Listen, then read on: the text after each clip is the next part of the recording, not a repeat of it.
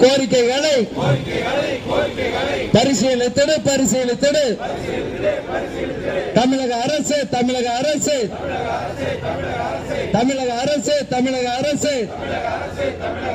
விவசாயிகளின் கொடு 6 ரூபாய் 50 காசிலிருந்து 20 ரூபாயாக உயர்த்தி கொடுக்க ஏற்பாடு செய் தமிழக அரசு அலை தேடு கறி கோழி விவசாயிகளுடைய கோரிக்கைகள் ஏற்பாடு செய்திடுக என்று கோரி போராட்டம் மாநிலம் தழுவிய போராட்டம் கறி கோழி விவசாய சங்க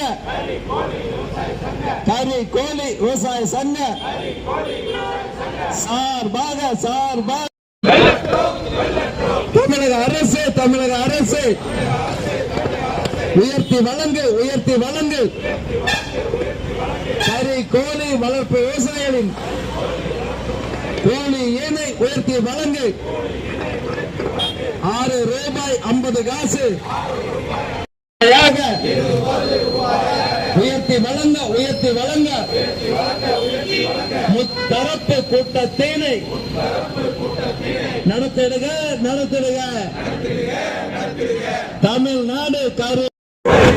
தமிழ்நாடு கறிக்கோழி வளர்ப்பு விவசாயிகள் சங்கம்